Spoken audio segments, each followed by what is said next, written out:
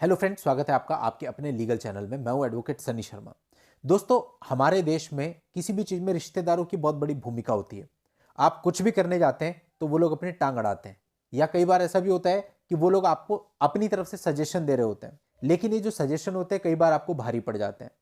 हर एक आदमी का अपना अलग एक्सपीरियंस है। यहाँ तक कि जो प्रोफेशनल्स होते हैं उनके भी अलग अलग एक्सपीरियंस के बेस पे अलग अलग राय हो सकती है, तो रिश्तेदारों की तो आप बात ही छोड़िए। लेकिन एक आम आदमी आज के समय जो मैंने देखा क्या कर रहा है कि कहीं से उसने उसके वकील साहब ने उसको कुछ बोला, फिर उसका पड़ोस वाला आके उसको कुछ बोल जाता है, उसका रिश्तेदार आके उसको कुछ बोल जाता है, फ्रेंड आके कुछ और बोल जाता है।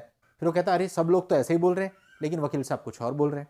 तो वो लोगों की तरफ चला जाता है और जैसा लोग कह रहे हैं वैसा करने लगता है, जिससे कि उसको नुकसान हो जाता है। लोगों को सिर्फ उतना ही पता है जितना उनके साथ हुआ या जितना उन्होंने सुना है। कई बार तो ऐसा होता है कि कभी अनुभव किया ही नहीं, कभी कोर्ट कचहरी में पढ़े ही नहीं, बस लोगों से सुना है और उसके बिहाफ पे आपको राय दे दी और आपकी लग गई। तो कुल मिला के आपको सोचना है कि क्या आपको ऐसे अनऑथेंटिकेटेड राय पर जाना चाहिए या नहीं जाना चाहिए। देखिए, ऐसा होता है कि जो कुछ किताबों में लिखा है उन सब का भी इंप्लीमेंटेशन नहीं है। बहुत सारी बार ऐसा होता है कि मैंने देखा कि कोई बात करता है तो कहते हैं सर मैंने एक जगह पर ऐसा पढ़ा था। ठीक है, पढ़ा होगा आपने, लेकिन वो चीज़ प्रैक्टिकली नहीं चलती। अगर ऐसा होना लगता तो फिर तो बड़ा आसान हो जाता कि आप किताबें खोलते, पढ़ते और उसको इंप्लीमेंट करा लेते। लेकिन अनफॉर्चुनेटली ऐसा नहीं है। किताबों में बहुत कुछ लिखा है, लेकिन उन सारी चीज़ों का इंप्लीमेंटेशन प्रैक्टिकल लेवल पे नहीं होता है। इसलिए जरूरत पड़ती है आपको सही तरीके से चलने की। अब हम बात कर रहे हैं आज के इस वीडियो में डाइवोर्स की। अब देखिए, कई बार ऐसा होता है कि कुछ मामलों में लड़कियां जो होती हैं उनको आगे बढ़ना होता है और वो अपनी तरफ से डाइवोर्स का केस फाइल कर देती हैं। नोटिस आपके घर पे आता है और नोटिस आने के बाद आप एक वकील साहब हायर करते हैं, कोर्ट में जाते हैं, अपना WS लगाते हैं। लेकिन जब आपसे पूछो कि आप इस लड़की के साथ रहना चाहते हो, तो कहता है नहीं। अरे जब आपको रहना ही नहीं है, उसने डाइवोर्स खुद डाल दिया, तो WS फाइल ही क्यों कर रहे हो?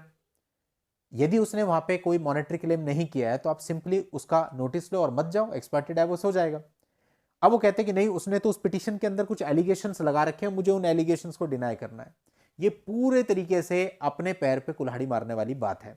आप कोर्ट में जाएंगे, अगर एक्सपर्टी होता तो 3 से 4 महीने, ज्यादा ज्यादा 6 महीने के अंदर अंदर आपके हाथ में डाइवोर्स की डिग्री आ जाती, डाइवोर्स आपको मिल जाता, चाहे किसी भी ग्राउंड पे लिया होता।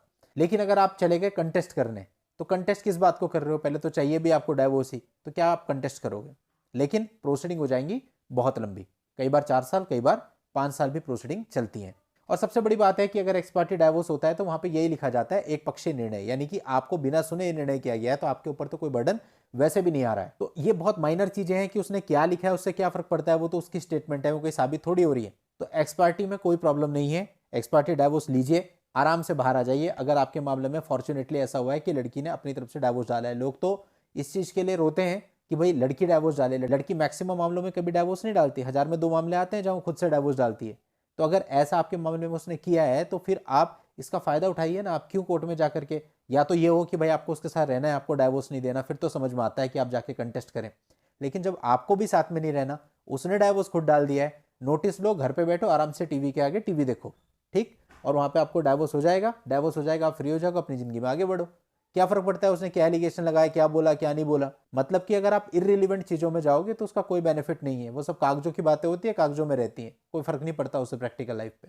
बाकी सबकी अपनी अपनी बुद्धि है, सब अपने अपने तरीके से सोचते हैं और सब अपने अपने तरीके से चलते हैं।